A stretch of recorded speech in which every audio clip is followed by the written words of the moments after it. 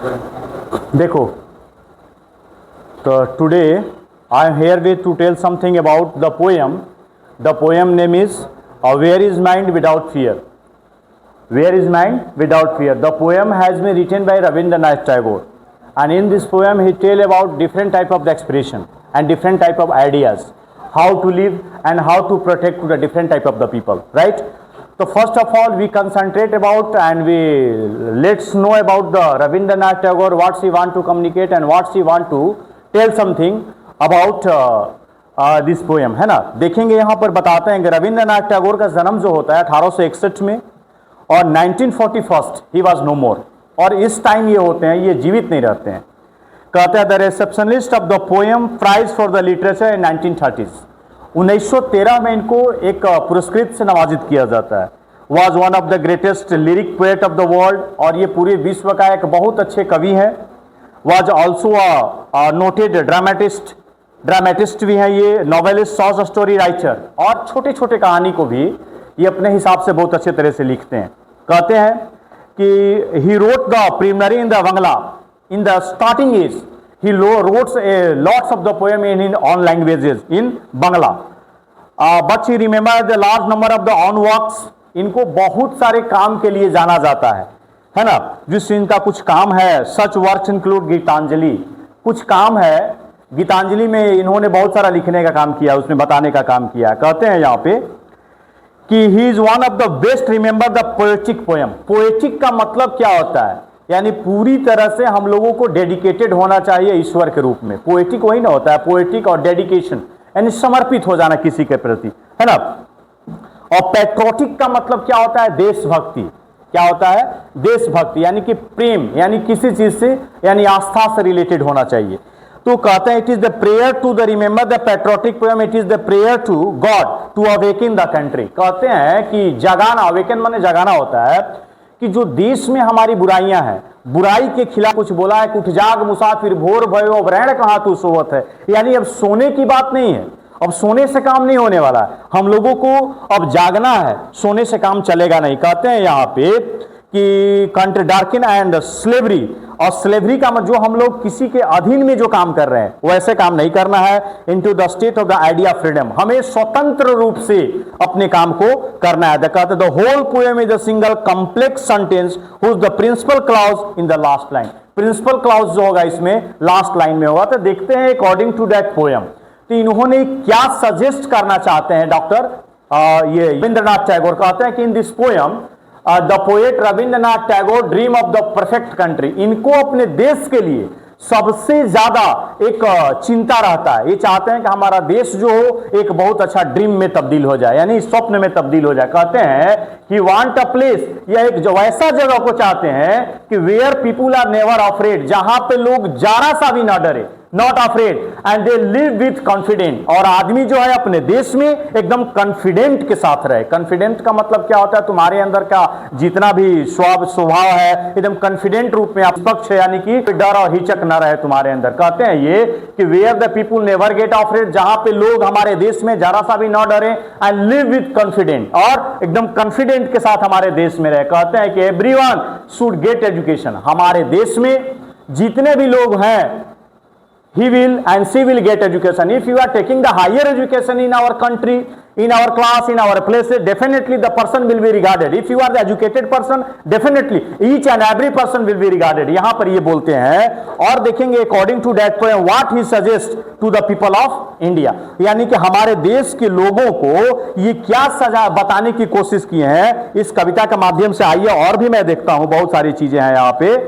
देखेंगे यहाँ पे कहेंगे कि freely without problem the poet does not want to country to be divided. कवि जो होता है हमारे देश को पूरी तरह से टूटने और बांटने नहीं देना चाहता है. ये कहता है कि अगर बंट जाएंगे तो हम क्या हो जाएंगे, कमजोर हो जाएंगे. तो यहां पर देखिए country to be divided by the caste. हमारे देश में आप देखेंगे ना कि बहुत सारे लोगों को डिवाइड कर दिया जाता है, बांट दिया जाता है. किस चीज में, तो मजहब के थ्रू, जाति के थ्रू, रंग के थ्रू, है ना, रिलीजन के थ्रू, भाषा के थ्रू हम सबों को आपस में क्या कर दिया जाता है, बांट दिया जाता है. ये चीज को देखने के बाद ये रविंद्रनाथ टैगोर बहुत दुखी हो जाते हैं. कहते हैं कि नहीं, ये चीज हमारे देश में नहीं होना चाहिए. कहते हैं कि यहां पर देखेंगे the country to be divided by the caste, religion, language and the rich and the poor differences. गरीब और अमीर के बीच में जो डिफरेंस, अंतर जो पैदा होता है, इससे वो बहुत ज्यादा दुखी है। कहते कि नहीं, अगर if you are educated person, you have not discrimination among them, इसके बीच में जरा सा भी असमानताएं नहीं होनी चाहिए। कभी कहता है कि want people to always speak truth. Rabindranath Tagore suggest that you should always speak truth. If you are speaking truth, definitely every person will be regarded, है ना। प्रत्येक आदमी को इज्जत दिया जाएगा अगर आप सच बोलेंगे तो। कहता है यहां पे ट्रूथ एंड वर्क हार्ड, अगर जिंदगी में अच्छा मेहनत से अगर काम करेंगे तो definitely every person will be regarded, सारे को इज्जत मान सम्मान मिलेगा। कहता है कभी यहां पे कि truth and work hard to become better, और जितना हम संघर्ष करेंगे, जितना हम मेहनत करेंगे, झूठ नहीं बोलेंगे, तो हमारे जिंदगी में क्या होगा, बहुत अच्छा उन्नति और प्रगति होगा। कभी कभी ये समझाने की कोशिश करता है। यहां पर और देखिए कहता है कि he said that, Rabindranath Tagore said that people should use their mind. यहां पर कहते हैं कि इंसान को अपना दिमाग का इस्तेमाल करना चाहिए। ये नहीं कि कोई दूसरा कोई बोल दिया तो उसकी बात को सुनकर के आपस में हम झगड़ा कर, no, we should not fight to each other, है ना। हमको एक दूसरे के साथ झगड़ा नहीं करना चाहिए। कहता है कि we should use their mind, हमने अपने दिमाग का इस्तेमाल करना चाहिए। थिंक लोकली, हमें स्पष्ट रूप से किसी चीज के बारे में सोचना चाहिए। And not follow old useless, और जितनी भी पुरानी चीज है उसके बारे में हमको उल्टा सीधा नहीं सोचना है। कभी कहता है कि द पोएट ऑल्सो विश, कवि की विचार है, विश का मान इच्छा भी होता है, विचार भी होता है। द पोएट ऑल्सो विश, कवि का इच्छा है क्या, कि that people should always think new ideas, यानी हमारे देश के जितने भी लोग हैं इनको दिमाग में एक अच्छा विचार आना चाहिए। ये नहीं कि गंदा विचार आना चाहिए। गंदा विचार आएगा तो हम लोग क्या होंगे, प्रगति नहीं कर पाएंगे। इसीलिए हमारे बीच में एक अच्छा आइडिया आना चाहिए, एक अच्छा विचार आना चाहिए, अच्छा पॉजिटिव आइडिया आएगा तो हम बहुत अच्छा करेंगे जाकर के आगे यहाँ पे। तो कभी कहता है फिर से एंड गुड एक्शन, और अच्छा काम भी करना चाहिए। तो कहता है that help the nation grow, कहता है कि अगर अच्छा विचार, अच्छा ख्याल अगर आएगा तो हम तो प्रकाशित होंगे, हमारा देश और हमारा राष्ट्र भी पूरी तरह से क्या हो जाएगा, प्रकाशित हो जाएगा, और हमारा देश बहुत अच्छा देश बन जाएगा। कभी कहता है, फिर से देखेंगे, द पोएट ऑल्सो विश, इनका इच्छा है क्या क्या, कि that help the nation grow in the end. Last में कविता के अंत में ये कवि हमारा बताता है, ही प्रे टू गॉड, ये ईश्वर से फरियाद करता है, ये ईश्वर से विनती करता है to make his country awake, यानी जितने भी देश के लोग सोए हुए हैं अब उठो, अब सोने की बात नहीं है, अब उठ जाओ, उठ जाग करके अब जितने भी चीज दबी हुई है, खराब चीज हो रहा है, उसको अच्छा करने का काम किया जाए। इनटू द हेवन, सोने से काम नहीं चलेगा, सोने से हमारा देश एक हेवन नहीं बनेगा। हेवन का मतलब क्या होता है, हेवन का मतलब स्वर्ग होता है। हेवन का एक और मीनिंग होता है पैराडाइज होता है। हेवन का एक और मीनिंग होता है ईडन होता है, यानी स्वर्ग का 2-3 सा वर्ड आपका मिलेगा। यहां पर कहता है कि जब तक हम उठेंगे नहीं, हमारा देश पूरी तरह से एक स्वर्ग नहीं बनेगा। यानी कि each and every person they will take the responsibility. If you are not taking responsibility, we should not change our country to the haven.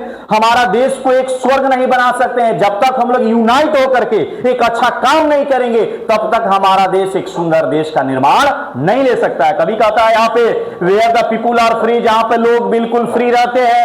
Fearless, fearless का मतलब अंदर का जितना भी डर है बिल्कुल खत्म कर दीजिए।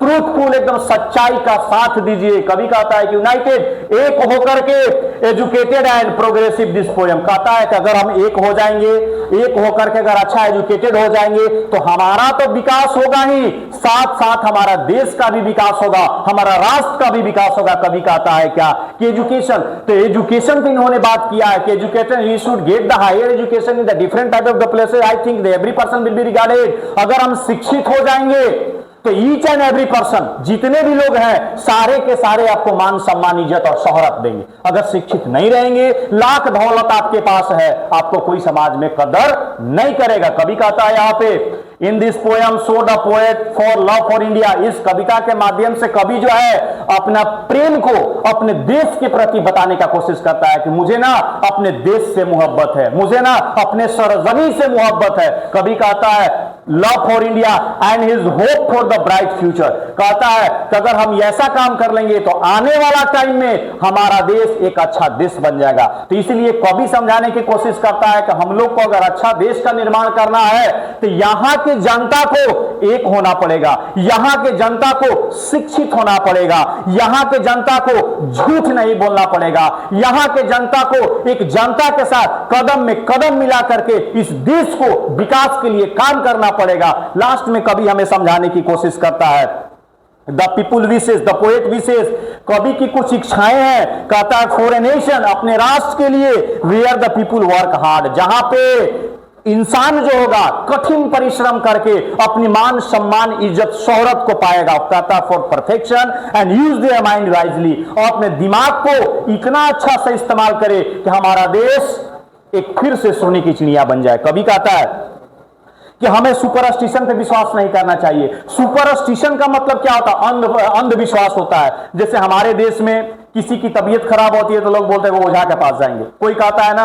कि मौलवी के पास जाएंगे, कोई कहता है कि पंडित के पास जाएंगे। बिल्कुल नहीं, सुपरस्टिशन में नहीं पढ़ना। If you are suffering from different type of diseases, firstly you consult your doctor. If you are not consulting then I think तुम्हारी जान जा सकती है। तो हमें अंधविश्वास में नहीं पढ़ना। कभी हमें कहता है कि सोने की बात नहीं रही है, उठो, सुपरस्टिशन से ऊपर उठो और ऊपर उठ करके अपना निर्माण करो और देश का निर्माण करो। आप कभी कहता है, यहां पर देखेंगे एट ऑल लास्ट में कभी कहता है कि इंड, कवि का जब कविता जब ये खत्म होता है तो कहता है God to awaken his country, कहता है हे ईश्वर इस सोते हुए मनुष्य को उठाओ जो नींद में सोया हुआ है, इस राष्ट्र को सुला रहा है, इसको नींद खोल दो और खोलने के बाद क्या करो, country into the haven freedom, और इस देश को एकदम स्वर्ग बना दो, यहाँ की जनता को स्वर्ग बना दो, यहाँ की जनता की सोच को बेहतर बना दो, जिसके कारण क्या होगा, हमारा देश एक सुंदर देश का निर्माण लेगा। लास्ट में कविता हमारा कहता है, कविता के एक आइडिया कवि ने बताने की कोशिश किया है, एक विचार देता है कि the poet express the poet dream of an idea, यानी कवि का एक विचार आता है, एक ख्याल आता है, अपने देश के प्रति आता है कि हमारे देश में एकदम सच्चाई का काम होना चाहिए, हमारे देश में एक दूसरे पर भरोसा करना चाहिए, हमारे देश में एजुकेशन सिस्टम सही होना चाहिए और यहां पर एक लोगों के यूनाइट होकर के काम करना चाहिए। लास्ट में कवि फिर से कहेंगे the poem teach us that, कविता से हमें यह सीख मिलती है, a country become truly great only, हमारा देश महान तब ही बनेगा कब, when its people are fearless, जब हमारा देश के जनता एकदम फियरलेस हो जाएगा, निर्भय हो जाएगा, डरपोक नहीं रहेगा, तो हमारा देश एकदम महान देश बनेगा, ऑनेस्ट रहेगा, यहाँ का आदमी ईमानदार रहेगा। ऐसा नहीं कि एक दूसरे को अपने इच्छा के लिए, अपने काम के लिए दूसरे को रॉबरिंग कर लो, डकैती कर लो, चोरी कर लो, ऐसे करने से हमारा देश कभी भी विकास नहीं कर सकता है। कभी कहता है कि द पोएम टीचर्स, कविता ये बताने की कोशिश करता है, a country become truly great only, हमारा देश तभी महान बनेगा जब हमारे यहाँ का लोग फियरलेस हो जाएंगे, है ना, हमारे यहाँ के लोग ऑनेस्ट हो जाएंगे, हमारे यहाँ के लोग हो जाएंगे और हमारे यहाँ के लोग आएंगे। अगर एक बन जाएंगे तो किसी की ताकत नहीं है कि हम लोगों को, हमारे हिंदुस्तानियों को पीछे कर सकता है। तो according to that poem the poet suggest that कि we should take the higher education. If you are not taking higher education, nobody will be regarded and no one can get respect from the different type of the places. यानी कि कहीं एक दूसरे से आपको इच्छा और इज्जत आपको नहीं मिलेगा। तो so my dear, we should do unit and do proper work in your locality, in your societies and get the higher respect in your societies. अगर अच्छा काम करोगे तो आपको समाज में अच्छा मान सम्मान और इज्जत मिलेगा। तो हमारे रविंद्रनाथ टैगोर यही बताते हैं कि हमारा देश के विकास तभी होगा जब हम एक अच्छा शिक्षित इंसान बनेंगे, एक ईमानदार आदमी बनेंगे, एक शिक्षित आदमी बनेंगे। और शिक्षा कब आएगा, जब तक हम तपेंगे नहीं, अपने आप को जलाएंगे नहीं, तब तक हम एक अच्छा शिक्षक नहीं बन सकते हैं। तो so we should take the higher education, we should respect every elder and respected person and if you are not respected then I think nobody will be respected in each and every places. तो आज का कविता हमारा यही था, according to that poem, according to that poem, poem के अनुसार यही था कि हमें एक दूसरे को इज्जत देना है, मान सम्मान देना है, शिक्षित बनना है। अगर पढ़ेगा इंडिया तो बढ़ेगा इंडिया, अगर हम लोग नहीं पढ़ेंगे तो हमारा देश का निर्माण, हमारा देश आगे नहीं जा सकता। इसीलिए कंसंट्रेशन के साथ हम सबों को पढ़ाई करना है, ठीक है। तो यही हमारा कविता था, where is mount without fear, यानी हमारा जो दिल दिमाग है, डर के आगे क्या होता है, जीत होता है। अगर हम ये चाह लें कि नहीं भाई यहां पर बहुत सारे पढ़े लिखे आदमी हैं, मैं क्या बोलूंगा जाकर के, तो यानी कि आपके अंदर में डर है। अगर उससे अगर आप आगे जाकर के बातें करोगे तो डेफिनेटली अपने लाइफ में बहुत आगे आप जाओगे। यही कविता का मेन आइडिया था कि अपने विचार को अच्छा रखिए, शिक्षित बनिए। आप शिक्षित बनेंगे, देश शिक्षित होगा, राष्ट्र शिक्षित होगा, समाज शिक्षित होगा और आपका घर शिक्षित होगा। यही अपने कविता के माध्यम से कवि बताना चाहता है। कवि कहता है कि हमारे देश में लोगों को बांट दिया जा रहा है, किसके आधार पे, तो जाति के आधार पे, धर्म के आधार पे, भाषा के आधार पे, गरीब अमीर के आधार पर यहां पे पब्लिक को दो भागों में बांट दिया जा रहा है। लेकिन ऐसा नहीं होना चाहिए। हम एक इंसान है, हम एक मानव है, और मानव है तो हमारा कर्तव्य है कि एक दूसरे को इज्जत और रिस्पेक्ट देना चाहिए। यही कविता का तात्पर्य था। ये कविता आपका समाप्त होता है ना, बंद कर दो।